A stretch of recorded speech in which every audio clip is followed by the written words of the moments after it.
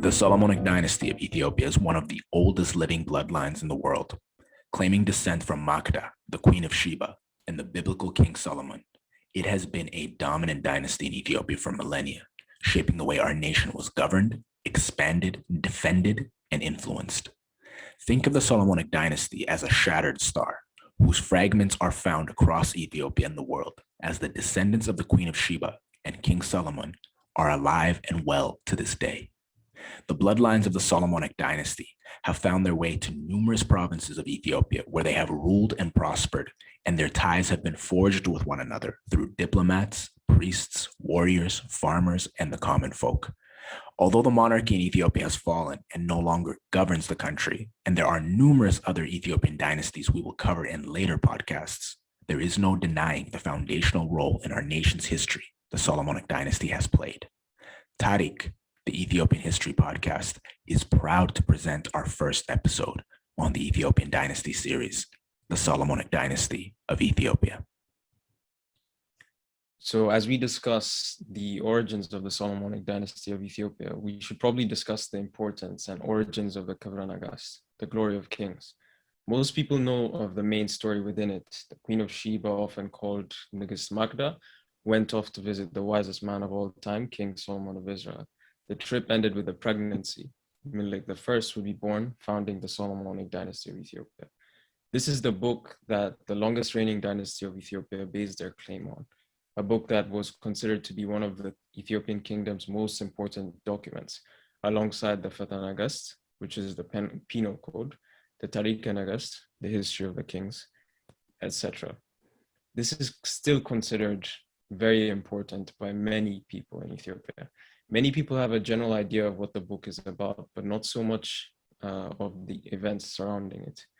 The origins of the Kavranagas itself are really interesting, and a lot of theories around it are highly speculative. We will probably have a separate episode diving into this in detail, but I'll give you a quick summary. Some historians believe the Kavranagas must have originally been written or compiled as early as the 6th century AD, believing that the Ethiopic versions may have been lost or destroyed during the downfall of Aksum, when Queen Yodit Gudit was said to have burned several churches and documents in Aksum. Budge, who has written one of the best English translations of the Kavranagas, hypothesized that the original compiler of the book might have been a Coptic priest, because some of the writings that were used are accepted only by the Coptic Church of Alexandria. So over the centuries, many additions were made to it, relying on Arabic sources. And according to Budge, this was probably because of the Arabic conquests of the Muhammad Caliphate in Egypt. When it comes to the translations of this document, sources are somewhat more reliable. The first Arabic source was translated from Coptic in 1225 during the time of Lalibela and Bishop Georgis. Apparently, the tradition goes on to say that during this time, anti-Zagwe dynasty feelings were rising amongst the Tigray and Amhara Christians. This is according to Professor Taddese Tamrat in his book Church and State. While the Kavranagas had not been translated to Ge'ez until much later in the 14th century, the legend of the line of the Queen of Sheba and the presence of the Ark of the Covenant in Ethiopia were widespread and deeply embedded in not only in Christian Ethiopia, but in foreign countries as well. Around 920 AD, a chronicler of the Alexandrian Church makes a reference to Ethiopia saying, quote, "A vast country, namely the kingdom of Saba, from which the queen of the south came to Solomon, the son of David the king." And then again, Abu Sali the Armenian wrote in his book, The Churches and Monasteries of Egypt, saying the same thing and even adding a little bit on the possession of the ark. He says, the Abyssinians, this is the name that the foreigners use for Ethiopia, possess also the Ark of the Covenant, in which are the 2 tables of stone. Then he goes on for a bit describing the Ark and its possessions. And then he goes on to say that it's attended and carried by Israelites descended from the prophet David. It's pretty interesting stuff because the Kavranagas says the same thing. And this is Armenian and Egyptian sources. So Emperor Yukunamlak rose to power from Shewa using the legend surrounding his father's side of the family to claim descent from an emperor of Aksum, Dilnaut. Claiming descent from Solomon helped him solidify his claim and gain support from the Amharic and Tigrinya speaking populations, probably just as much as dislike for the Zagwe kings did. When it came to the translation to Ge'ez, we only know that the translator was a patriot and a visionary by the name of Yishak. In his colophon or intro, he provides his motivation for undertaking his task. He says, quote, "I have toiled much for the glory of Ethiopia and for the going forth of the heavenly Zion and for the glory of the king of Ethiopia," end quote. He goes through the history of Ethiopia briefly, and interestingly enough, he wonders as to why God had not translated the book earlier from Arabic into the speech of Ethiopia earlier. He also goes on to refer to the Zagwe as illegitimate rulers. So when it comes to the importance of this document, we have several examples. Emperor Tewodros, when undertaking the task of building a treasure house / library of sorts at his fortress in Magdala, he made sure to keep the Kavranagas there. When the British stole it during their plunder and took it with them to England, Emperor Johannes IV was forced to write to them and ask for its immediate return as, quote, his people would not obey him without it, unquote. I just found it very interesting that the sources that say that it wasn't found in the Ge'ez language, it was found in, you said Arabic and Coptic, right, Nati? Yeah, Arabic and Coptic. One of the theories is that it was lost like in the 6th century, like the Ge'ez version. Of course, like it's also possible that because of the ties between the Orthodox Church in Egypt and the Orthodox Church in Aksum, Coptic priests might have just written it in his native tongue. So that's like one of the theories that the translator, Sir Budge, I think, gives. Okay, so the Ge'ez original version was lost. However, the translated version in Coptic and Arabic still remained, and that way that was able to be recovered for our country and our history, and basically it was retranslated into Ge'ez. Is that what you're trying to tell me? Yeah, that's like one of the possibilities, because it's like it's many theories. It's like there are some people who think,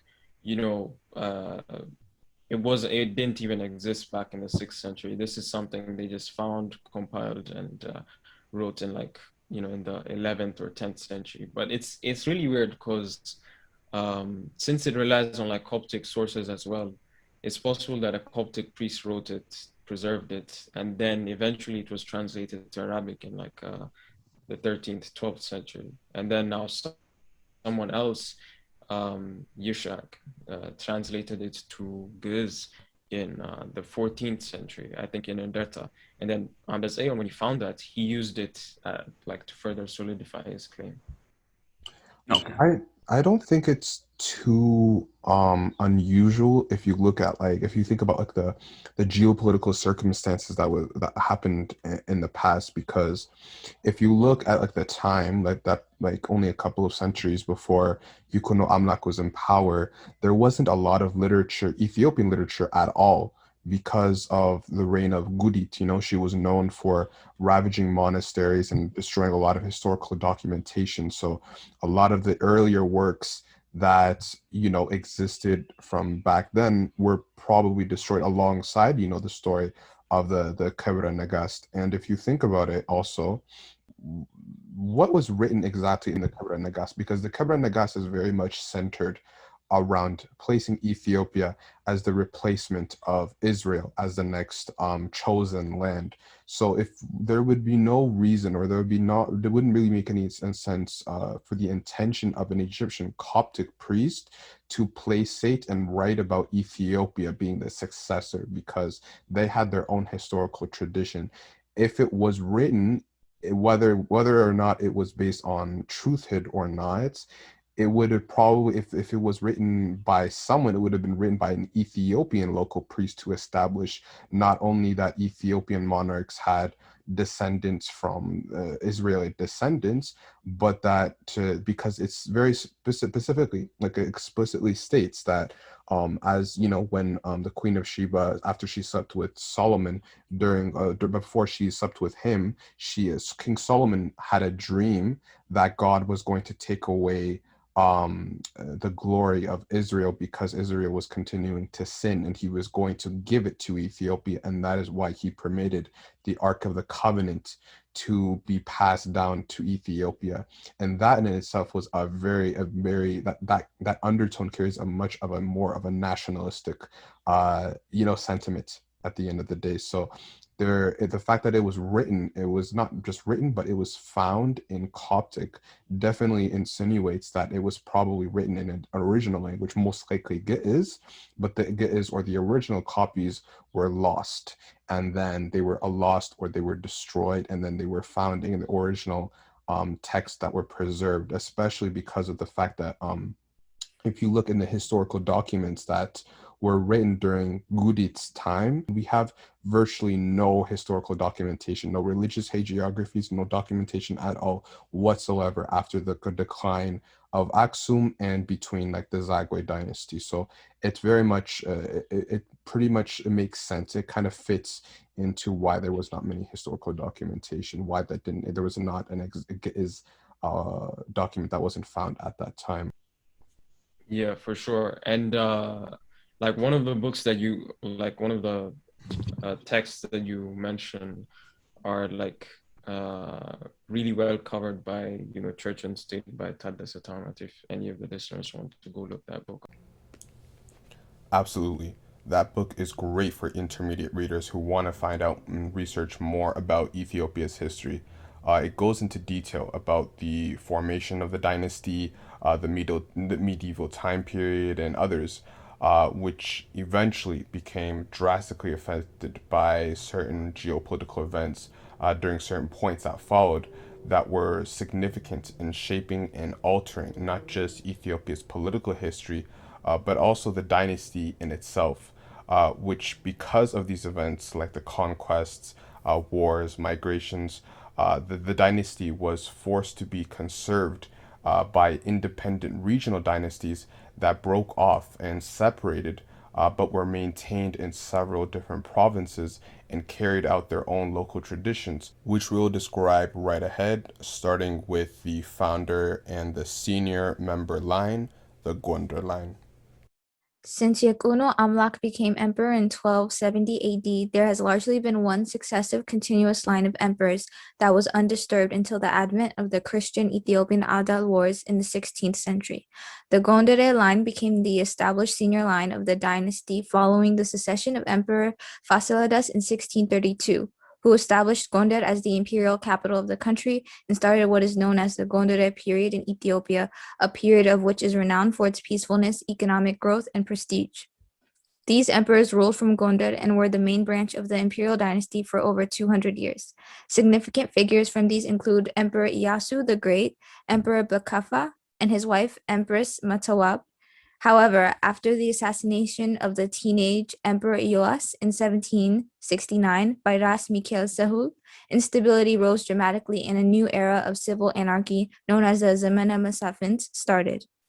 The emperors continued to rule from Gonder, but they were little more than figureheads. They were controlled by the Yeju Oromo nobles of the Warasek dynasty, and centralization of the country was non-existent. Regions outside of Gonder started their own local ruling dynasties. Wars and successive invasions that followed caused relatives and children of the nobility and the imperial dynasty to flee to other regions for safety, and they settled there where they lived in isolation. Marriages between members of the emperor's family and the nobility of other regions, provinces, and kingdoms were also arranged throughout the centuries, which resulted in their descendants to claim ancestry from past emperors or their children and relatives in order to establish imperial Solomonic heritage, such as in Tigray, Gojjam, and Shewa.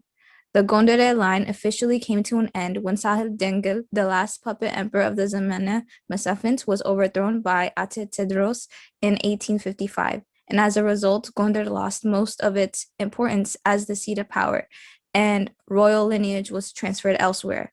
First briefly in Tigray by Emperor Johannes in 1871, and then the Shewa line upon the ascension of Emperor Menelik in 1889, which became the center of power of the Ethiopian monarchy until the abolishment of the monarchy in 1974. Yeah, it was really interesting that you noted that. It was definitely, it brought a lot of changes. The significance of Gonder cannot be underestimated. Gonder brought a lot of changes in terms of the context of Ethiopian history, both as a geopolitical center and in terms of the context of how the monarchy became centralized and decentralized throughout the centuries. Gonder was the first time in over a millennium that a royal capital was definitively established. Because in the past, before Gondar was made the capital, there were other, more or less capitals in Ethiopia, but they were Barara, Dabra Burhan, Tagulet, they've all been places that have been designated as capitals, but they were more like sites of royal camps and living places as opposed to a definitive established capital. So Gondar was the first time that this was the emperor, the kingdom in itself was centered around Gondar. Gondar rose significantly. It rose dramatically economically. I believe it was actually, it was written that Gondar grows so much to the point where it was the second most populated city in Africa, second to Cairo. And it brought a lot of changes because, as I mentioned also in the past, cities were sporadic. There weren't really definitive cities because the emperors were constantly migrating from place to place. They were living from camp to camp in order to, start wars and provide migratory raids around certain areas. But because the Gondare period, as you mentioned, was very peaceful, they were allowed, Gondar could be allowed to grow as an established city. A lot of people started to migrate towards there from like the Kifl or the countryside. And there was a lot of change even in terms of the domestic policies of Ethiopia. Gondar, the Gondari period was known for being peaceful, but it was also very isolation. It was lived in a period of isolation away from contacts with much of the outside world because in the past, there were a lot of successive wars and diplomatic relations with other countries, particularly Europe, were known. But because of the constant wars and a lot of the hostility that they received from the Portuguese in the attempt to convert the country to Roman Catholicism, the emperors maintained a very isolationist party policy, and they domesticated a very anti-European and an anti-Catholic attitude that allowed Ethiopia or Gondar to become very isolated, and they were allowed to, they had the time and the resources to build a lot of the castles that you see in like Fasil Gavi, all these castles and sites that are monasteries also. It brought a very dramatic, not dramatic, but it brought a lot of different changes in terms of what we've seen during the previous periods before Gondar. So the interesting thing about like the Solomonic Dynasty, the Gondari branch of the Solomonic Dynasty, is that they actually contributed to a lot of the art in the surrounding areas, like in the churches, in the monasteries. There's some really beautiful paintings, and oftentimes, you'll find kings and queens who were patrons to the artists, like prostrated in front of, whatever saint they paint on the walls. Like, for instance, I actually have a picture in my wallet of the Virgin Saint Mary with at her feet. It's in one of the monasteries on Lake Tana. Abrha Burhan Selassie, I believe. Exactly, yeah, Abrha Burhan Selassie. No, basically, there's actually a lot that goes into the art. So there's actually a music hall built in Fasil Gabi, and it was built, I believe, by Really? Yeah. It was built by Lebna Dingle, and it was purely for like the purpose of song. I think it's called the Hall of Song, in fact. And Wait, it's really do you have the interesting. right emperor, Lebna Dingle? I think so. Lebna Dingle or Dawit the Third. Yeah, that makes more sense. Yeah. Yeah. Okay. So Yeah. it's Dawit. Yeah, I think it's probably Lebna Dingle. Yeah, And yeah, there's a lot of stuff they built, the castles, and it wasn't limited to just the kings. It was also the empresses who did this, because Itegemintov, as we discussed in our last episode, has built several castles of her own as well. Up next, Tigray. So the Tigrayan line officially starts from the daughter of Itegemintov, Zoroaster, who married a Tigrayan warlord named Ras Mikhail Saul, Ras Mikhail the Astute. Ras Mikhail Saul was a powerful figure in Tigray who was arranged to be married to Princess Aster by her mother, Empress Mintoab. This was done in order to cement the ties in the imperial court in Gonder to the northern aristocracy in Tigray. Aster Iyasu was the product of the marriage between Empress Mintoab and I think Liji Iyasu, her lover, the nephew of her deceased husband, Emperor Bagafa, and the Solomonic prince himself. So you can kind of see this Game of Thrones thing going on there. The daughter of the daughter of Ras Mikhail Seul and Aster, Wezero Galilawit, would be the main progenitor of the Tigrayan branch. Thus, the Tigrayan branch was sort of referred to as a cadet branch of the Gondar line of the dynasty. Although other figures in the aristocratic families of Nderta, Tambien, and Agame have also supposedly claimed descendants from other lines. Dajazmach Kasa Mercha, aka Abba Bebaz, who would later be crowned Emperor Johannes IV, was the most significant figure of this line. At his birth, he had the advantage of being related to all the noble houses in the province of Tigray, and this is according to Dr. Dajjach Zoda Gebreselassie, who himself was actually a descendant of Emperor Johannes. He would go on to write this book, Johannes IV of Ethiopia. It's an excellent book, actually. And he was an author and ambassador, by the way, during Emperor Haile Selassie's time. And so Johannes was descended from the nobles who held power not just in Tigray, but sort of in all of Ethiopia. For instance, Ras Betweded Wolde Selassie. By the Betweded means beloved by the emperor. It's given to really powerful officials who held a close relationship with the emperor, or who were more powerful than the emperor and were sort of playing behind the throne.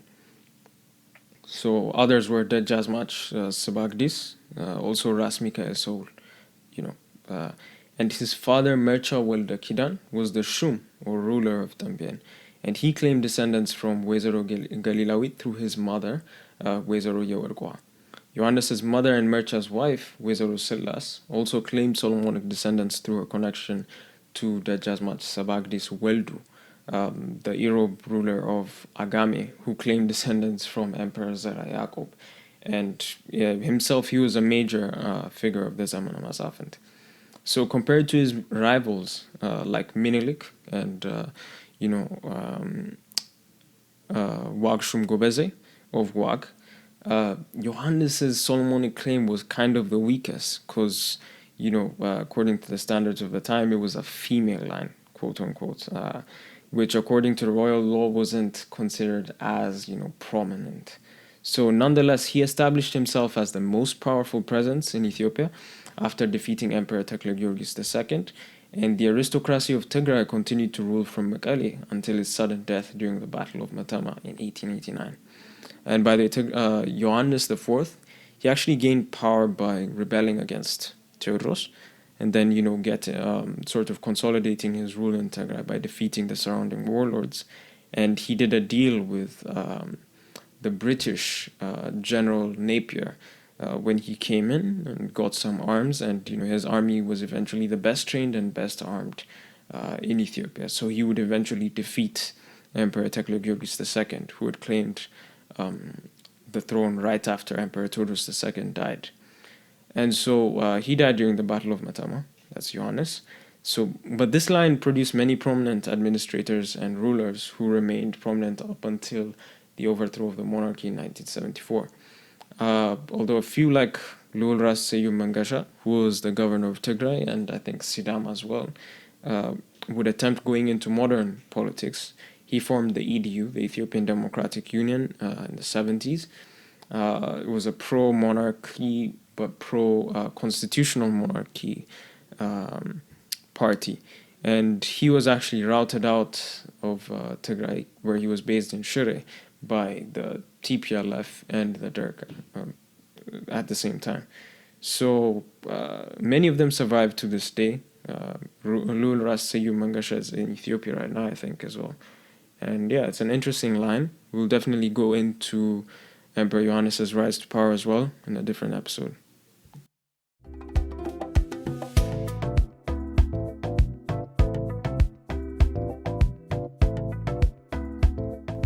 So up next is the Wag/Lasta line.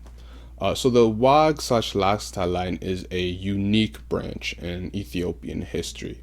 The rulers of Wag and Lasta were the traditional rulers and heads of the regions of Wag and Lasta, which is located in present-day northern Wello.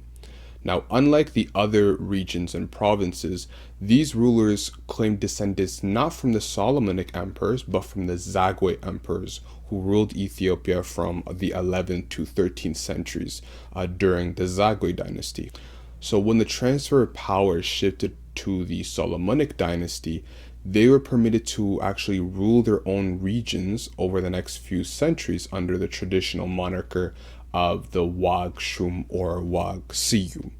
Now, Siyum is literally means ruler or head. So in translation, it would just literally be ruler of Wag.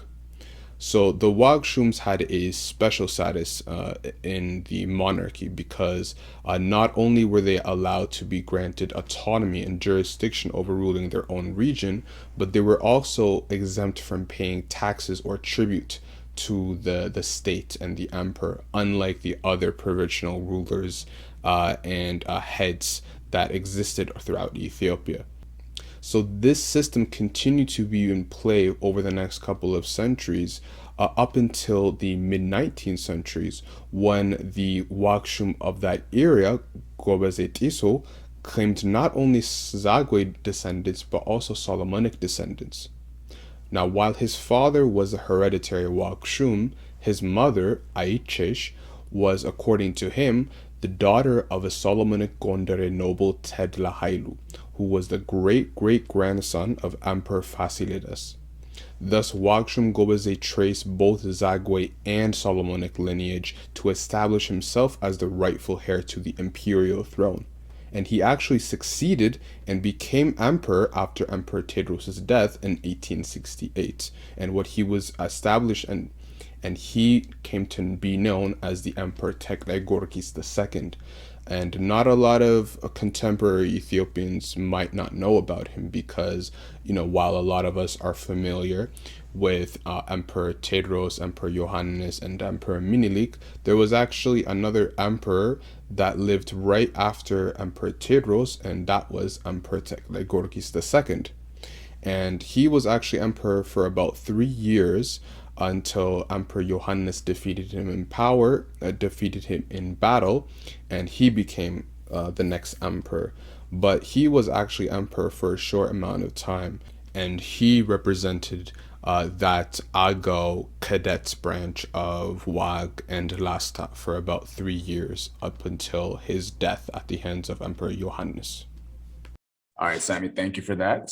I had no idea personally about the Wag dynasty, and I thought they were Solomonic as well. But it's very, very interesting that they actually are descended from the Zagwes, which is very, very, very cool. I did not know that. And knowing that Emperor Teklai Gorkis, like you said, was claimed descendant to both Solomonic and Zagwe dynasties, that just seems like the rightful heir at that time. That was really cool. And we're gonna hear a little bit about him in this next part that I'm going to be discussing, which is the Gojjam branch of the Solomonic dynasty.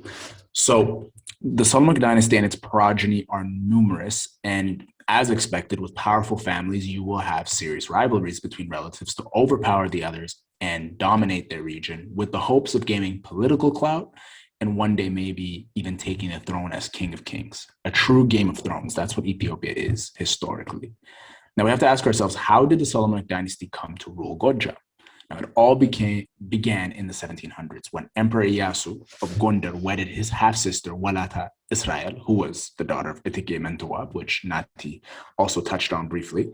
And she was wedded to Dejazmach Yosedek of Gojjam. Now, little is known about Dejazmach Yosedek apart from the fact that the legend that he is descended from the Mecca clan of the Amuru Oromo, who migrated to Gojjam from Shewa. So now you can see a link between Gonder, Gojjam, and Shewa in this dynasty, as well as a mix of ethnic groups in one branch of the Solomonic Dynasty in Gojjam. So that seems very, very interesting to me, just knowing that, it's not just black and white with Ethiopia, and this ethnic group was the hereditary rulers of Ethiopia and vice versa, and this and that. No, it's a lot of intermixing that goes on. So we're going to hear more about that as this story continues. So Yosedek and Walata Israel had a son named Hailu the Great, who in turn had 5 children of his own, 2 of which became very important in the future dynasty of Gojjam. And they were his son, Ras Ma'ared, and his daughter, Wezaro Dinkinesh. Now, the son and daughter essentially formed bilateral ruling families, which ruled Gojjam, Damot, and Agomender for most of the 19th century. Now, the female line of the Solomonic dynasty via Wezaro Dinkinesh and her marriage to Dejazmach Zaude Salim of Damot was the dominant force in Gojjam. Through their marriage, they had a son named Dejazmach Gosu, who ruled Gojjam for many years until he fell at the Battle of Guramba fighting against Kaisa Hailu, who, as many of you know, would become the future Emperor Tewodros II. Now, when we talk about the Solomonic dynasty and its lineage in Gojjam, the figure that stands out the most is Nugus Takahimonos.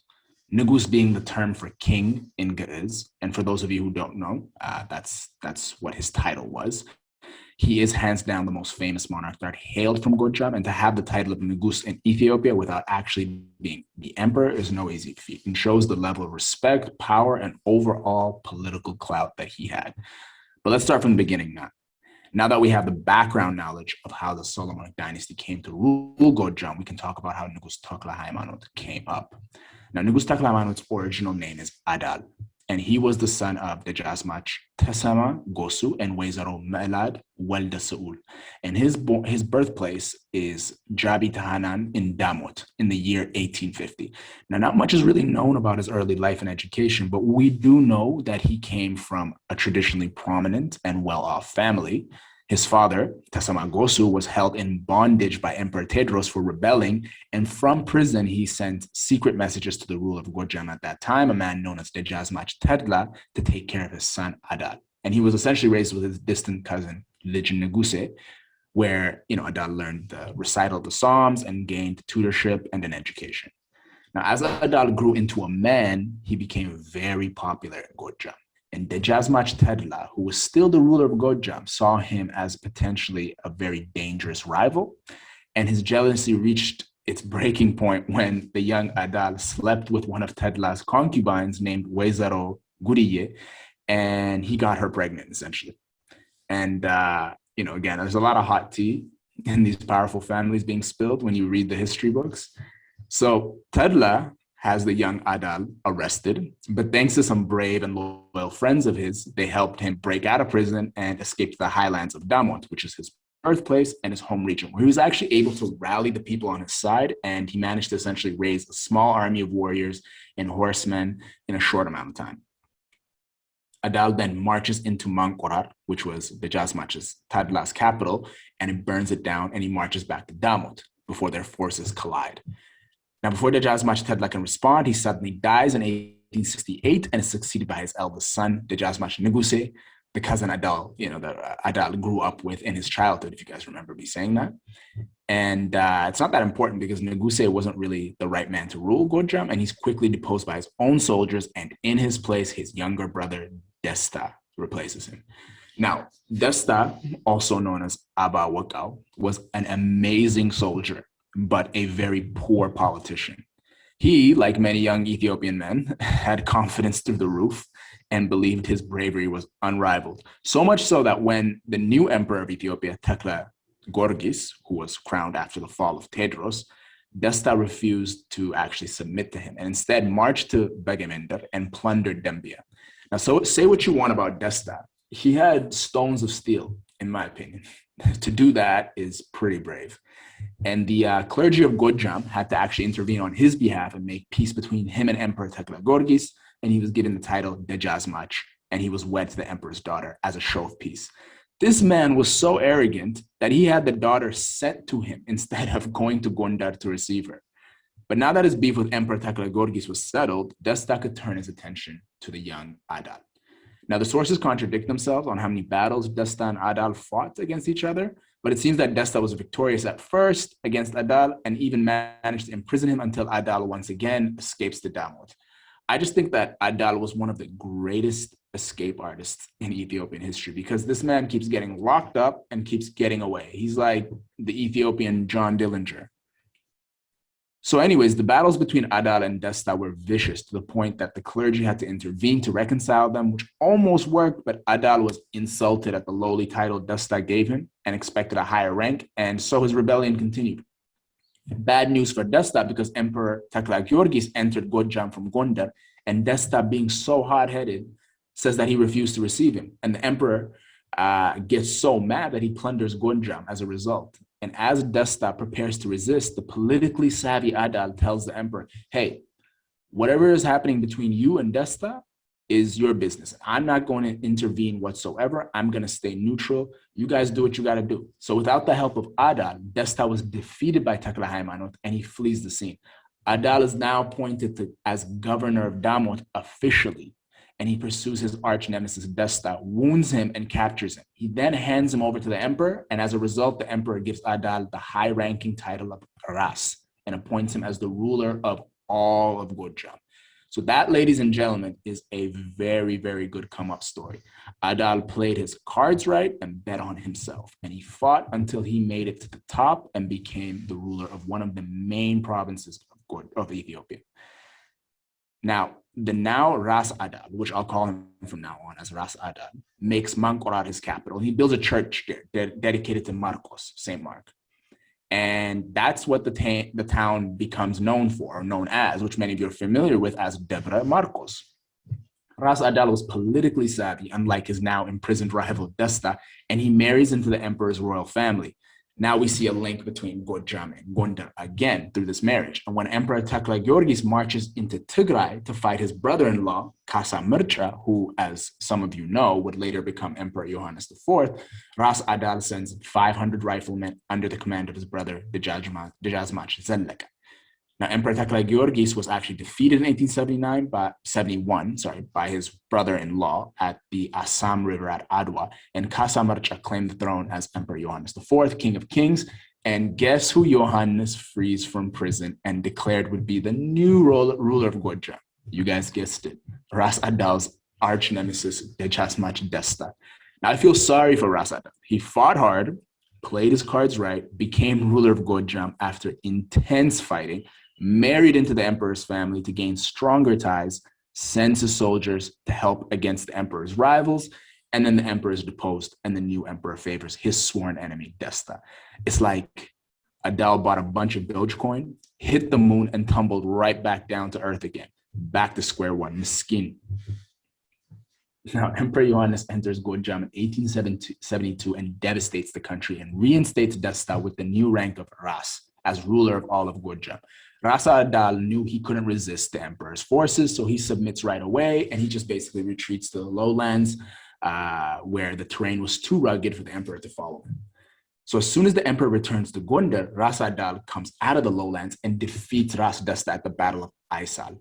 Nobody knows what type of tactics Ras Adal used to defeat Ras Desta, but we know that the people of Gojjam were on his side and hated Ras Desta for siding with Emperor Johannes and devastating their country.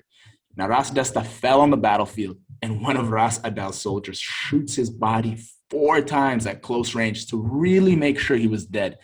To them, Ras Desta was like a vampire who kept coming back from the dead. When Ras Adal asked the soldier why he shot Desta's body so many times after he fell, the soldier replied that he did not believe Desta was really dead and that he could rise again. So that's how scared of Desta he was, that Gojjamis were at that time. So Ras Adal, always politically savvy, sends a message of reconciliation right away to Emperor Johannes, explaining that this was a family rival between him and Desta and that his ancestors in Gojjam fought against one another all the time. and that he would remain loyal to the emperor and pay the required tribute. Emperor Johannes responded positively, and just like that, Ras Adal was back on top as ruler of Gojjam, back again. Now, Emperor Johannes then gave him the task of defeating Ras Waldemariam, who claimed governor of Bagaminder, Gonder, as many of you know its region to be now. Ras Adal marched into Bagaminder and defeated Ras Waldemariam, and then marched further to fight another figure known as Kavranagas, who had a superior force. Now, the reason why I bring this up is because this is where we see Ras Adal's military genius, because he comes up with this ambitious plan to trap his enemy. And you know, one of the qualities you need as a general is audaciousness. And when Ras Adal comes up with this plan, you realize he has audacity to try and pull something off like this. He sets up one of his officers on his alga in his tent on the battlefield as a decoy. He then goes to lead his men in the fighting. Meanwhile, 300 of his men are waiting in ambush near the tent. So essentially what he does is set up a decoy, like one of his men, to pretend that he's Ras Adal. And he sets up 300 of his men laying in wait as a trap. And he himself goes and fights with the bulk of his forces. So the fighting begins, and Dejazmach Nagas was victorious, and Ras Adal flees with his men, and one of Dejazmach Nagas's men kills the man in the tent, and they all believe it's Ras Adal. They're all celebrating. And then Dejazmach Nagas orders his men to pursue the rest of Ras Adal's men, and then he sits alone at the edge of the alga. But don't forget, there's 300 of Ras Adal's soldiers waiting in ambush, hoping this very thing would happen. And nobody knew they were there. So Adal's 300 men descend on the camp and capture Dejazmach Nagas, and ends the conflict essentially right there and there. His entire army surrenders, and Ras Adal was victorious, and more importantly, Emperor Johannes knew he had a truly loyal ally.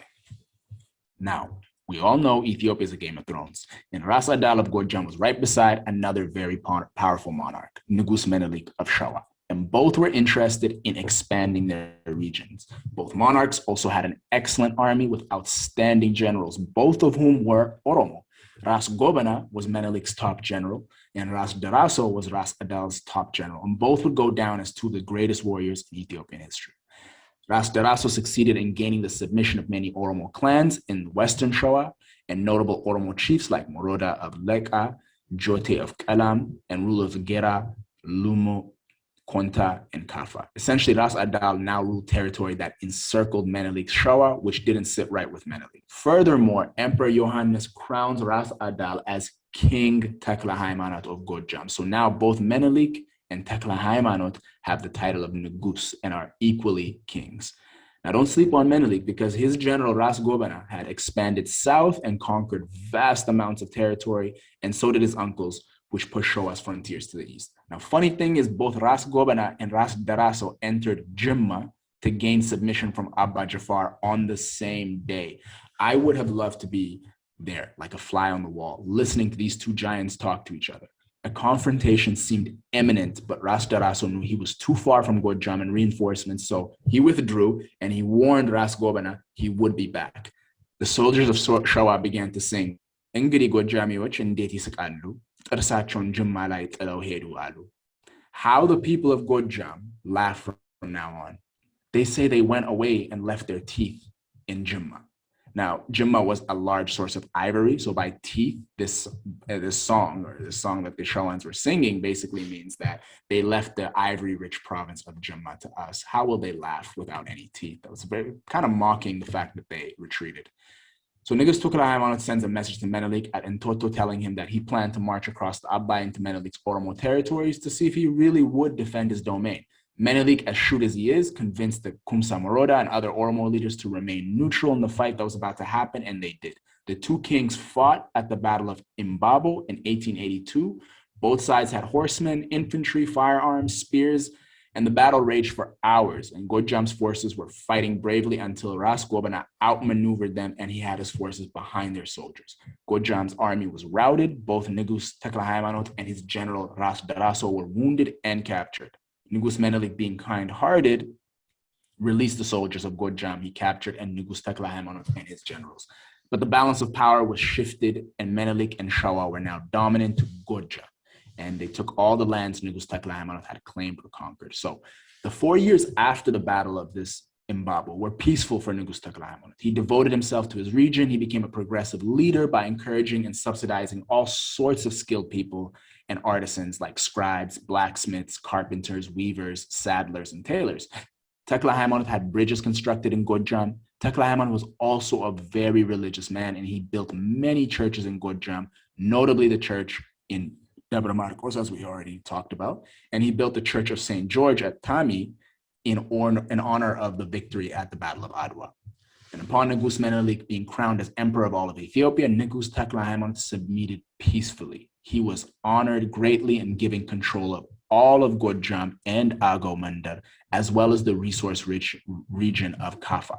So the fact that he submitted peacefully just shows you how politically savvy he was. He was seen as a just and efficient monarch, and he became very popular in Gojjam and still is to this day.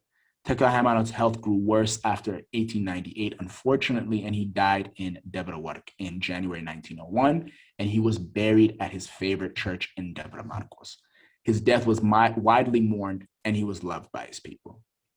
Now you got to ask, what happened to the descendants of Takahimonos? Well, he was succeeded by his wife, Wezero Lakach Gabramedhin, 3 sons and a daughter, and nobody knew who would succeed him because all his children were from different women. And it seemed like there would be a power struggle as usual in Ethiopian royal politics. But in the autumn of 1901, Emperor Menelik appointed Dejazmach Siyum as governor of Gojjam. Siyum's mother was Wezero Wasan, and he seemed to be Negus Takahimonos' favorite son. Now, Siyum was a very ambitious man, and his reign was very severe, and he lacked the generosity that his father had in doing things like giving out feasts. He eventually was too ambitious for his own good, and he was deposed, and his older brother, Ras Bazaba, replaced him as governor of Gojjam. And he was also imprisoned after plotting to remove some governors from Gojjam. And eventually, the same thing happens to his brother, his half-brother, that is, and he's also imprisoned. And then Siyum is released again and installed as governor again. I know what you're thinking. Gojjami princes and nobles are constantly in and out of jail. It's hard to keep up. They're just extremely proud and ambitious people, and their nobility definitely reflects that. Anyways, Siyum is now elevated to the rank of Ras. He changes his name to Hailu after his great ancestor I mentioned at the beginning, Hailu the Great. And the now Ras Hailu was ever more as ambitious and was quite politically savvy and was able to maintain his position during the reign of several monarchs, including Emperor Menelik, Empress Zewditu, Liji Yasu, and Ras Teferi, maintaining smooth relations with the central government the entire time. He was also chosen as one of the nobles to visit Europe in 1924 with Ras Teferi, the future Emperor Haile Selassie. And Ras Hailu was interested in technological innovations, but he didn't really introduce any modern technology or innovations to Gojjam. And unlike his father, he didn't build bridges, roads, hospitals, schools. He actually owned a number of taxis, a cinema, and even a nightclub in Addis Ababa. But these were obviously out of his region that he governed. And he taxed people heavily and put down rebellions severely. And he was just a very shrewd businessman. And he became one of the richest and strongest men in all of Ethiopia at the time. And Ras Hailu actually, unfortunately, was implicated in the escape of Liji Yasu, and Emperor Haile Selassie imprisoned him for life. But his property remained untouched, and he conducted business even from confinement. So he was just, a boss that really focused on business and nothing else. Even when the fascists released him from prison in 1936, he continued business in Addis Ababa, and he wasn't given a region to govern, but he actually became even wealthier. Ras Hailu, in my opinion, was an opportunist of the highest degree and very Machiavellian, and he amassed huge sums of wealth by being a cunning businessman and using his political leverage and royal lineage to his advantage. Now, his nephew, Lul Ras Hailu Balau, was made the governor of Gojjam after some time and was appointed crown counselor. So thus, Gojjam was ruled from the 1700s to the middle of the 20th century by its own dynasty, which had a certain degree of autonomy and full power within its own territory. The Solomonic Dynasty in Gojjam is huge, and there are numerous members of this branch to this day. The most famous Gojjami monarch is Negus Takahimonos, like we described, who expanded the region, achieved political stability, economic development, and religious unity. Although the same can't be said for his sons, I think the fact that the Solomonic Dynasty was able to rule Gojjam until the mid-20th century is very impressive. It makes you wonder. Thank you for that. Where the scattered yeah, no, remains it's of the really Gojjami interesting branch to of the know Solomonic about Dynasty are the today. imperial links In any that the regards, province of they have left Gojjam their has mark on had Ethiopian history to the and have history and to the contributed monarchy immensely and to the to an defense extension and progression of our the great contributions nation, Ethiopia. to the political history of Ethiopia as a whole. But I think it also goes to show that through a different context, it really shows how certain political events and certain geopolitical settings can really alter the histories of certain regions and make their experiences a lot different from that of the other Ethiopian regions, as well as to the imperial state of the country at the time, at least. And I think that Gojjam is just one indication to that, but I think that there is no better reflection of that than the history of Shawa. And as we all know, many of us know at least, that Shewa was the province that had been the center of Ethiopian political power for the last 100 years or so. But the history and how the formation of how that came to be is a lot different from the other places in Ethiopia. So as y'all have previously stated, prior to Emperor Fasilides making the Gonder the capital of Ethiopia in the 17th century, it was Shawa that was the core political center of the country.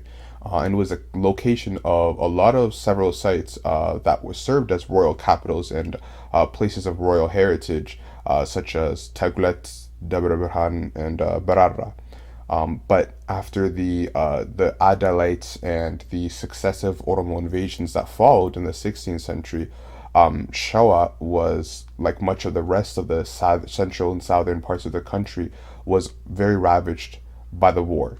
And it ultimately ended up being occupied and conquered by the Oromo. And that caused it to be separated from the rest of the country, which at that same time had transferred its seat of central power further from Shewa all the way up north to the Lake Tana region, which is where Gonder succeeded as being the capital and the central seat of authority in Ethiopia for the next couple of centuries.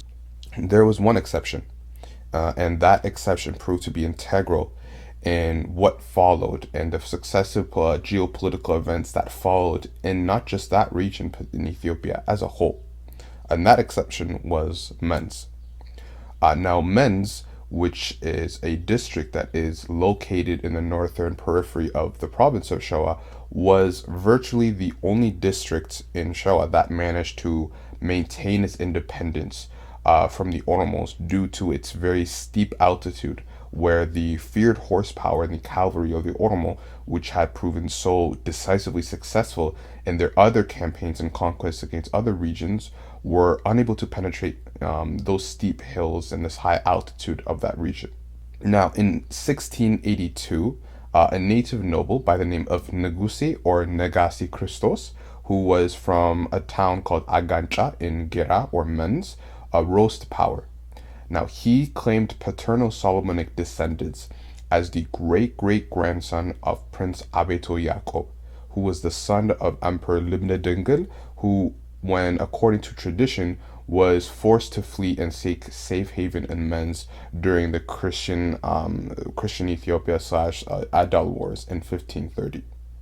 Now, when he rose to power, he defeated a lot of his rivals, his local rivals, and upon gaining a lot of followers, Negasi Christos sought out to re-expand and reclaim territories that were lost during the Oromo migrations and conquests in Shewa, and set out from his base in Menz, and he started to rejuvenate a lot of the morale amongst the Christian Amharas in the surrounding regions, who were largely under occupation and confined into living in gorges.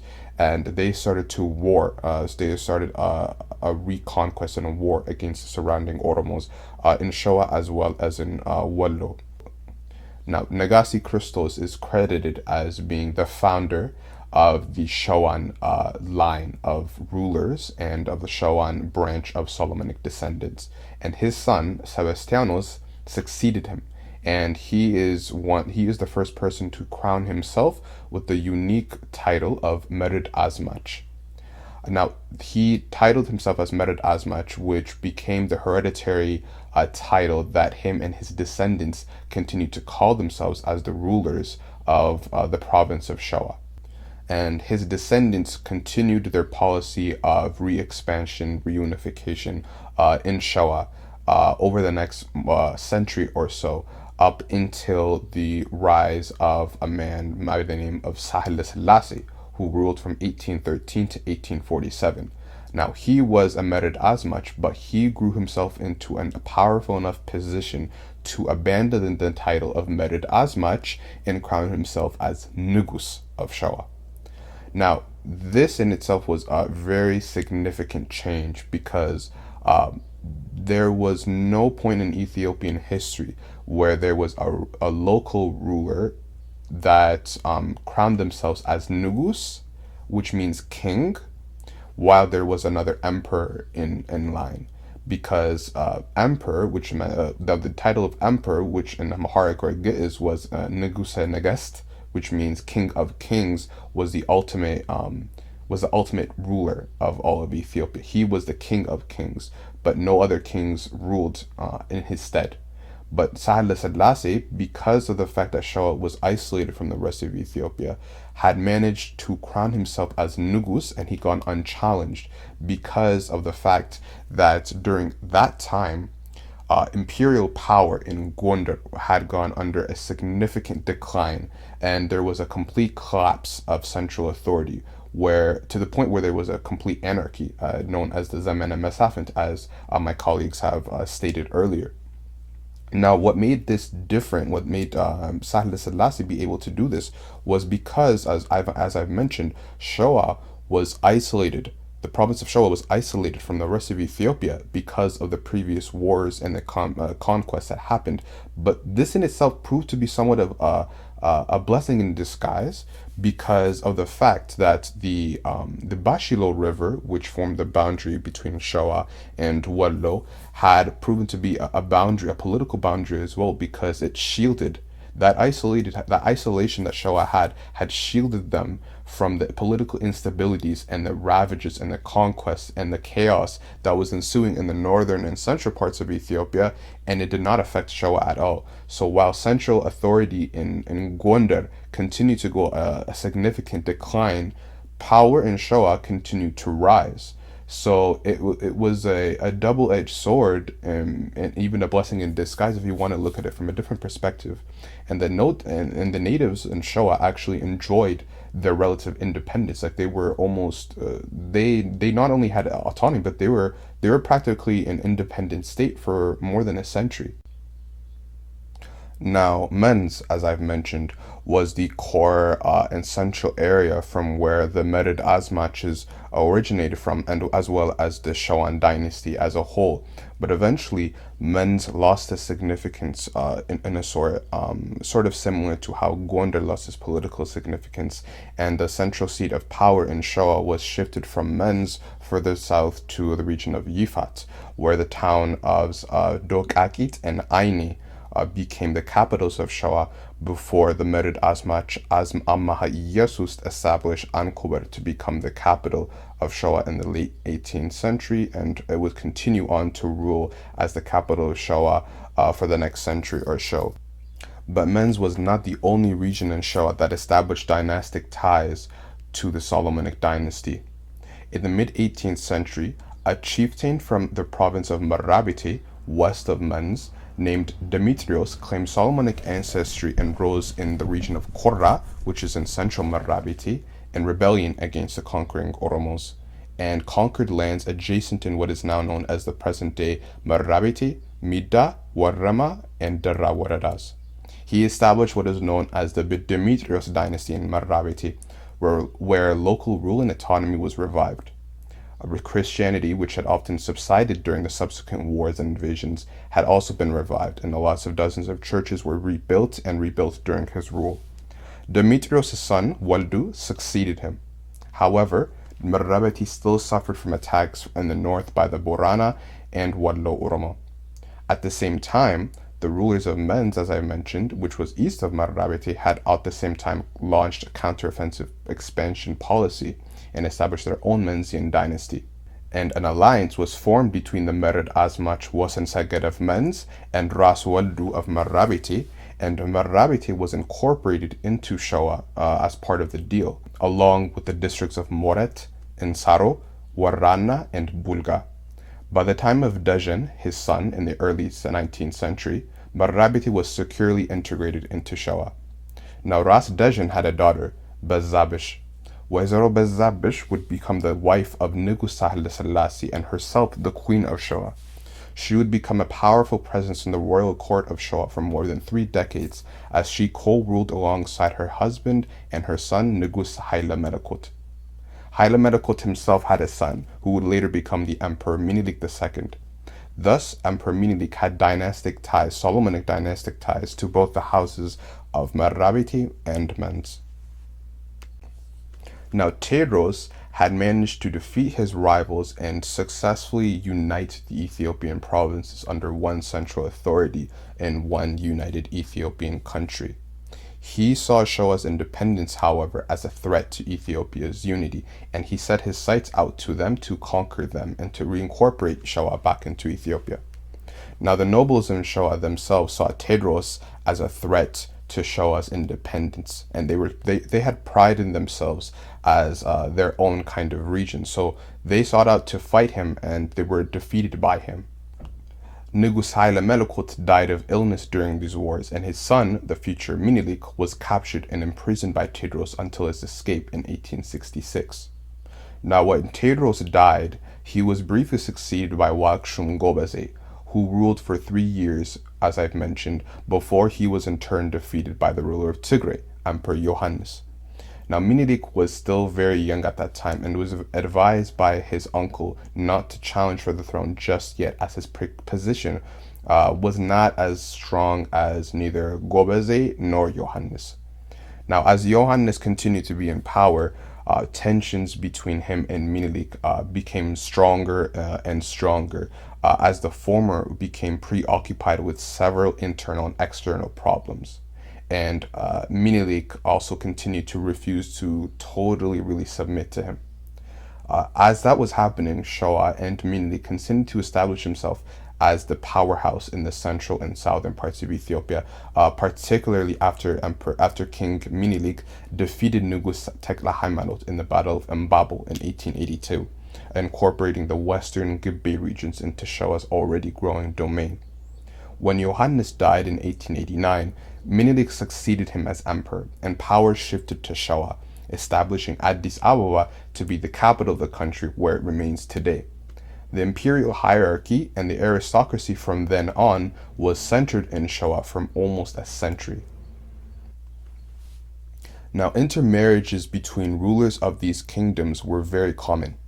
Wakshum Gobese's sister, Dinknesh, married Emperor Johannes IV, for example.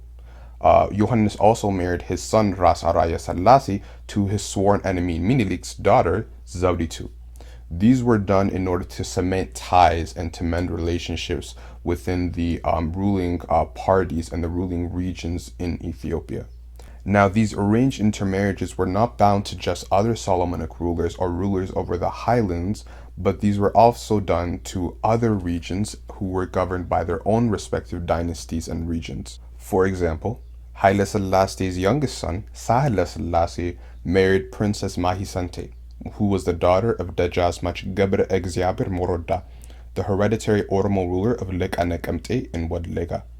One of his other grandsons, Dejazmach Fikre Selassie, was the governor of Welega and the husband of Princess Ijigayo Asfawasan, the grandson of Haile Selassie.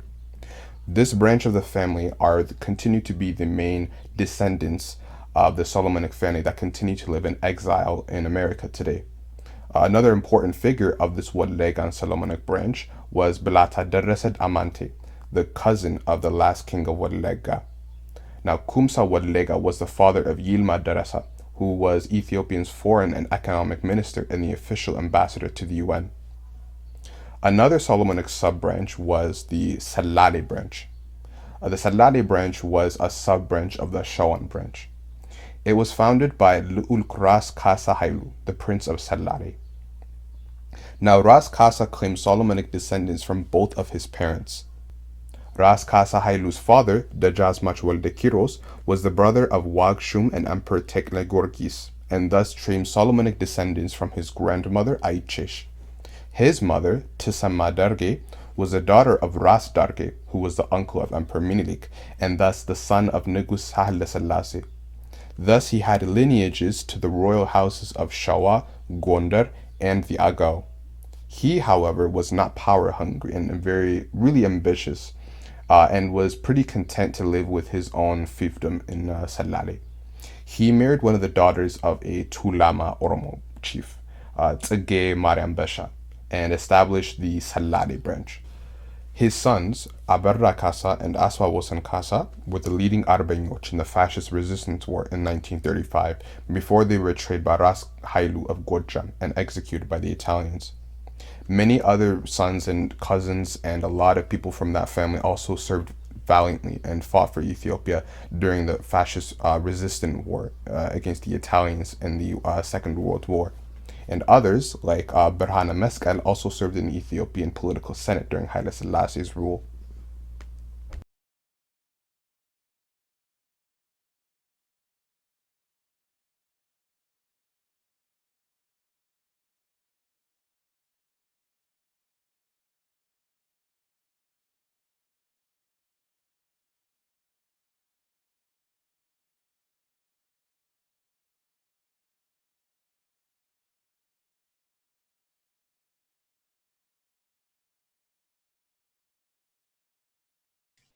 So as you guys can see, a lot of these what you call senior lines or senior branches had their own cadet branches. They had their own subgroupings when they married other families or other people from other regions.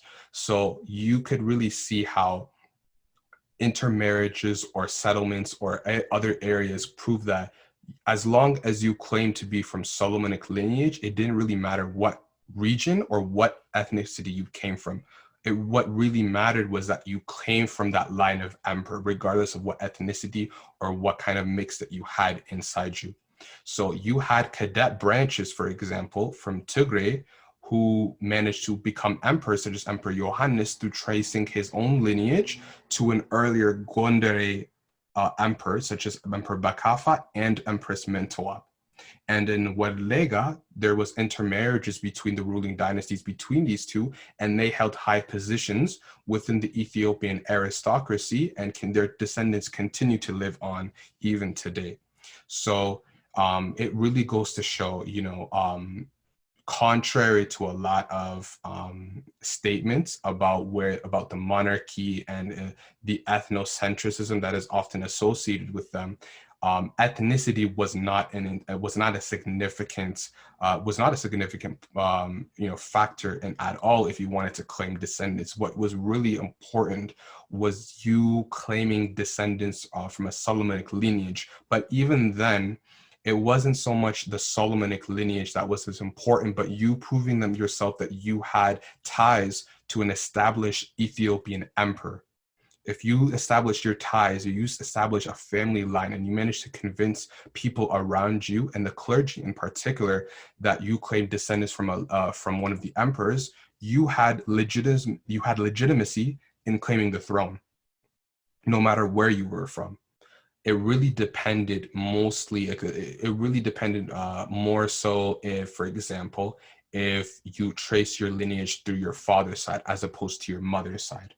So obviously we can see the patriarchy kind of thing that kind of extended in terms of in terms of establishing imperial lineage. But someone, for example, like Emperor Johannes, who traced their heritage from his mother's side, had a relatively weak claim in comparison to other male rulers.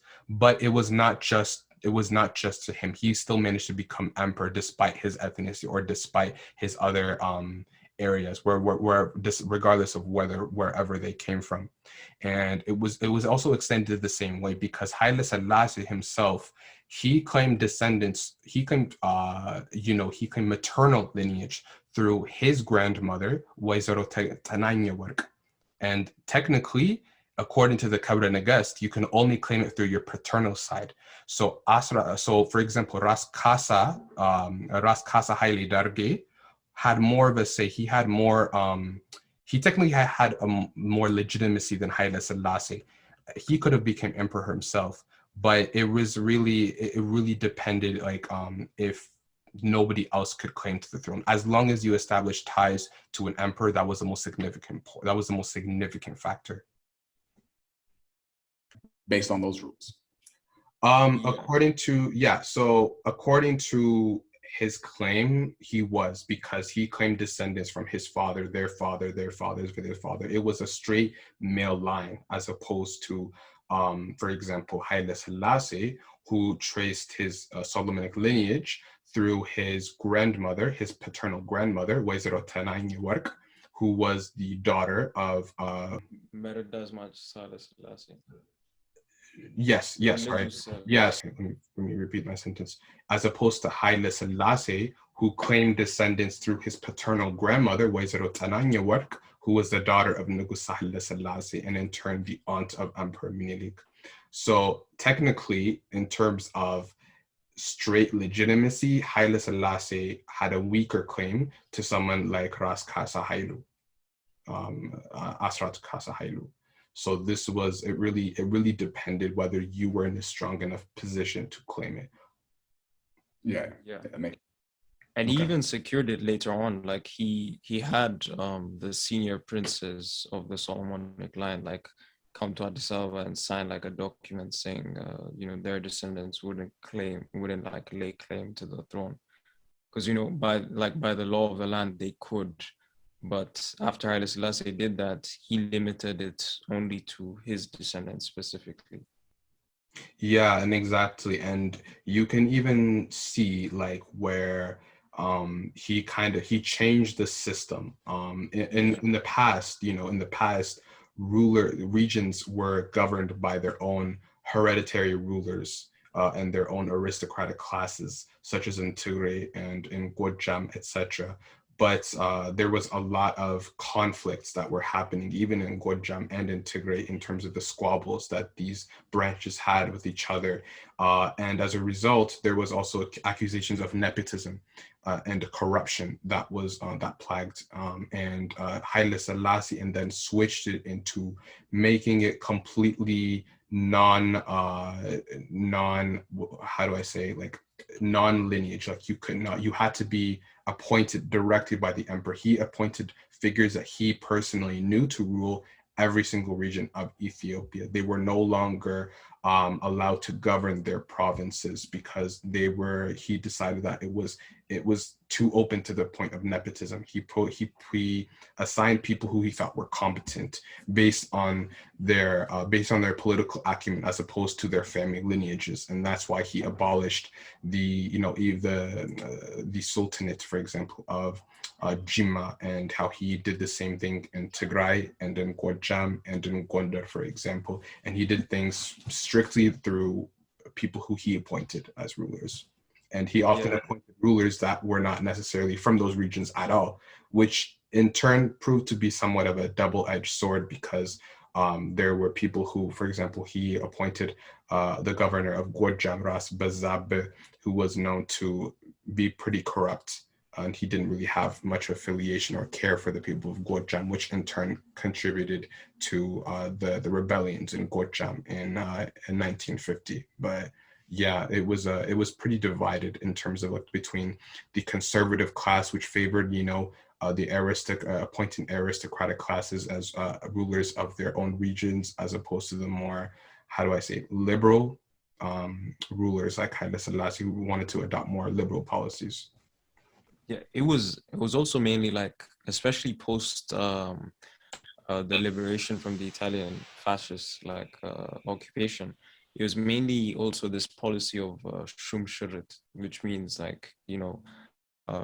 whenever he thought someone was attaining too much power in one region, he would do this chess move of like switching them over to a different region. So like people who were loyal to him, like the Sultan of Ausa, Sultan Ali Mira, he was kept there because he was loyal. But when it comes to people who are taking too much power or like seemed like they would use their power against him, like I think Germawi, like one of the Germawi brothers who partook in the coup d'etat, like were ruling I think either in Gurage or in Gojjam. And once they attained too much wealth and power there, he switched them over to the south.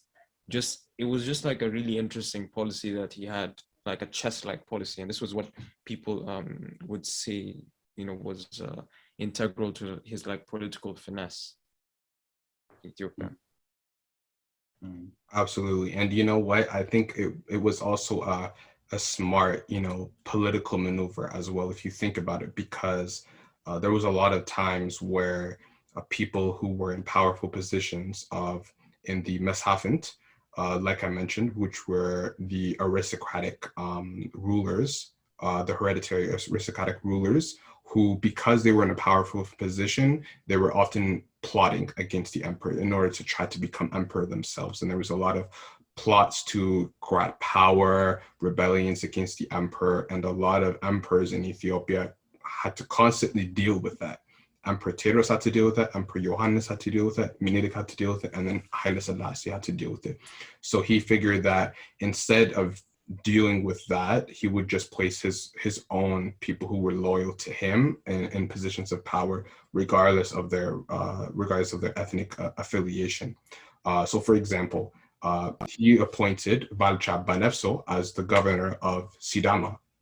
It was often this debate of the Meshafint, who were the local hereditary rulers, and then the Mekwanant, who were people who were often of like humble birth, but were in powerful positions. Another example of like a Mekwanant was Ras Alula Banaga.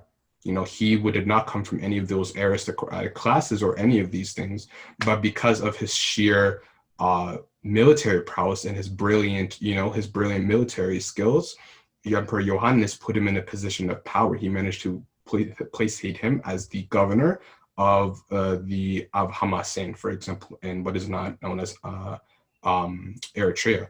So there are a lot of different examples that some emperors have tried, and they've done this. They've gotten success with it in terms of their rule, and some not so much. So that was actually really interesting, Elsh. You talked about like how relatives fought against each other, and in Gojjam actually there were several times like Goshu and his son fought against each other to rule Gojjam. And there was also this interesting thing about Ras Hailu Takahimonos, who was Nugus Takahimonos' son. He was actually known as a very greedy man. He was nicknamed Ras Hailu Birru because he really loved money, and he went out of his way to cut out peasants, landowners, everyone, just to make some money. And he actually owned a lot of businesses in Addis Ababa as well, investing in railways in foreign countries as well. And he was actually one of the biggest bandas or collaborators during the Italian period as well. But his other relatives were massive Arbenyas, like members of the Patriot resistance. Like I believe Ras Bazava's descendants were actually really big members of the resistance. Like I think Fitaurari, what was his name? Fitaurari Hailu Bazava, I think. yes, you're right. Yeah, he was actually a really big Hailu Bala. Yeah, exactly. There's that like photo of him with the eye patch, like after a battle or something. That was a really interesting thing. Ras Hailu Bello, he was eventually made governor of Gojjam and was appointed crown counselor by Haile Selassie after the fascists were kicked out. So keep going, Nanti. Yeah, no, even I believe he also married Alam Tsahai Iyasu, who was the daughter of Liji Yasu with her. So he married the daughter of Liji Yasu. I also believe he married Sabla, the daughter of that was Sabla Wenge, I believe was her name, Sabla Wenge Hailu, with her daughter. So she was the daughter of Amnat Hai Iyasu and Bazab. Sorry, I Hailu Bello, my bad. Yeah, it's really interesting because it's just like memorizing these names and like lineages. It seems really boring, but it's actually quite interesting. It's like Game of Thrones, to be honest. And like when you see how Menelik actually maneuvered that after he saw how the princes of Gojjam couldn't navigate, he just split the province into 3 parts and gave it to 3 of the eldest sons of Gojjam's king, Nugus Taklamarat. And he actually did the same thing with Tigray as well. He split it into eastern and western Tigray. And I think the 2 branches of like Emperor Johannes's family would go on to rule that. And that's where one of the bigger political alliances between Haile Selassie and that branch of the family would come into play later on. I think both brothers, Ras Haile Selassie Gugsa and Ras Sayum Mangasha, would go on to marry into Haile Selassie's family as well. And I think even after that happened, when Ras Haile Selassie, no, I think it was Dejazmach Haile Selassie Gugsa actually. And he was actually very jealous of his cousin for having the title Ras. And so he actually used to abuse his wife, who was the daughter of Haile Selassie. And when the Italians came, he was actually the first to welcome him over. And he was actually really disliked for that. And the patriots in the province in Tigray went and like burned down his house for that reason. It's an interesting period of history. Yeah, what I find interesting is how intermixed we are, despite the narrative of the day where there's so much ethnic division and it's us versus them. When you go back in Ethiopian history and you just reading and looking at how intermixed the people of these different provinces are, and how different types of marriages occurred to bring together different houses and different regions.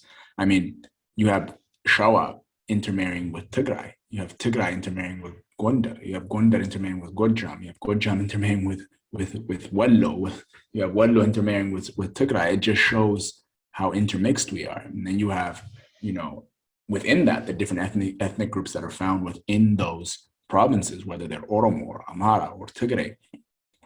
You just see that we are more interconnected than we think. So this notion or these notions of I'm purely one ethnic group and I only represent one ethnic group. Well, if you go down the line, starting with your hereditary, rulers or figures in those regions, you really see that, we are more interconnected than we really think, which I think is dope. And I think this episode really highlights that,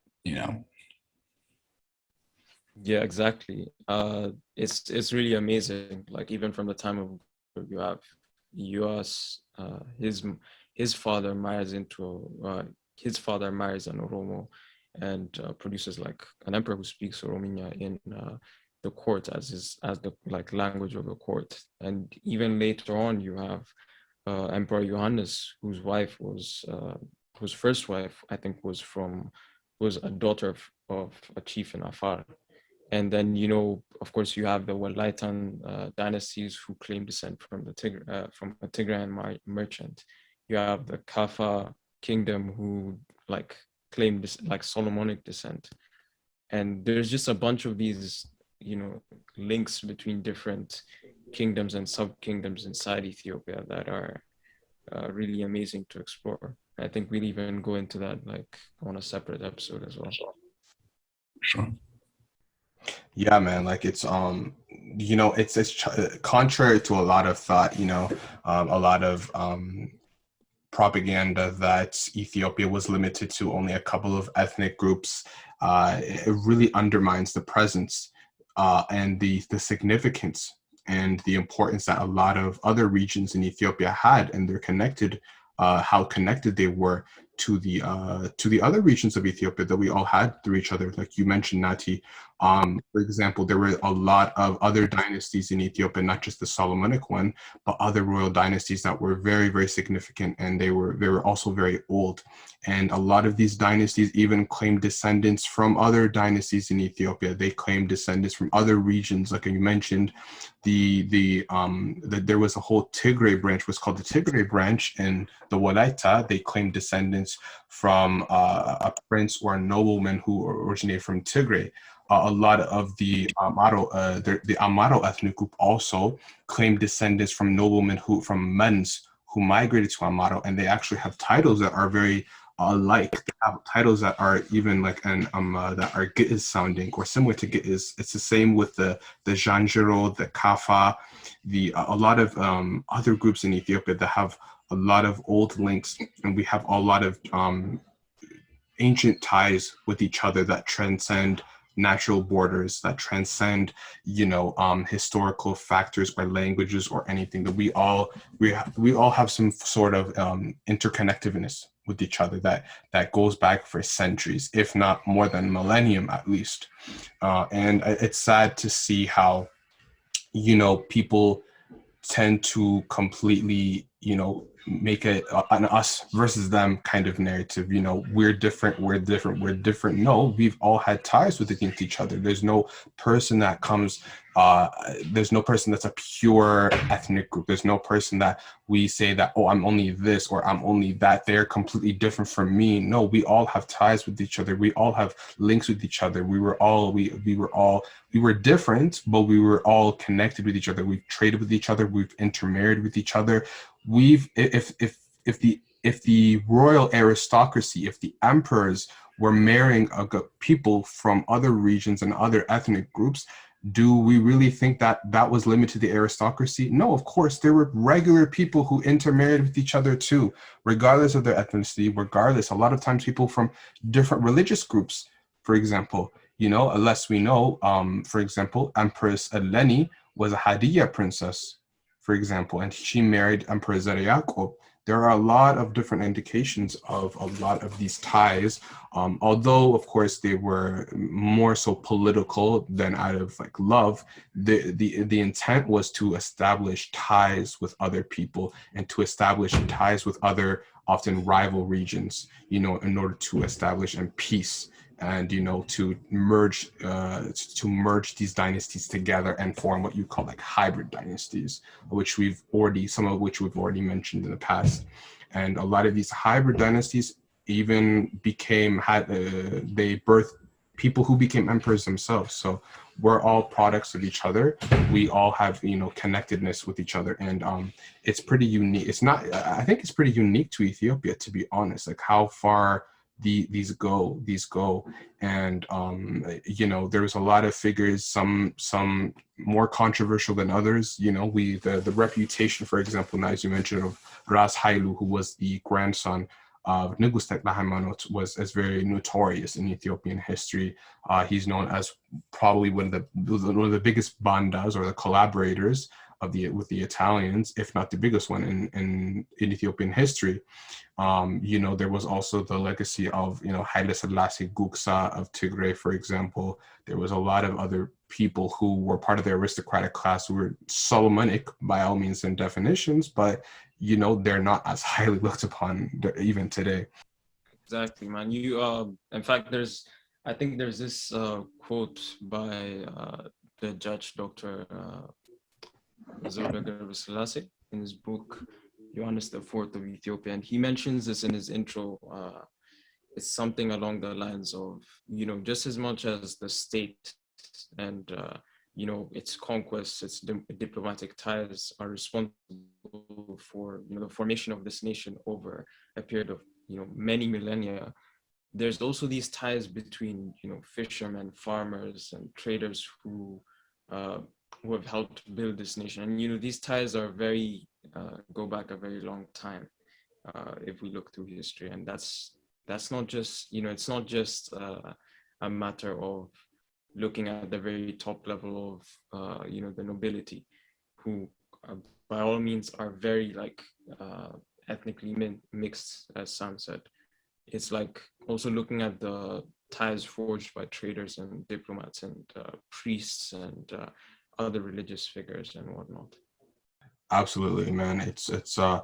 It's so much to unpack, but there's so much rich history behind it, and there's a lot of rich history behind the other dynasty, because by no means is the Solomonic lineage and the Solomonic branch of the imperial house the only royal dynasty, the only interesting dynasty. There are a lot of very ancient and very old dynasties that we're definitely going to cover in our next few episodes. For this week's episode, the language I'll be speaking in is there's Soto the Zagwe Guragnya. dynasty, for example, በላሌ as ድምጣ we ያገድባዩት briefly ብሩም mentioned ደስ ይብል before. እዚ A ፖድካስት lot of አሁን the other ድረስ ስለ dynasties አጽመና of the ህሙኝ Walaita, the ናመስግኑ Kawo, እዝጌር ክንም the ያንብርሊ Kanagamte, a ፈያኩኑ lot of these other dynasties. Thank you who guys have for a listening to long, this week's podcast. shared May history God with the bless rest you of all and have Ethiopia a that great we're day. definitely going to cover. So stay tuned, and we're definitely going to cover them, and it will definitely be worth your wait.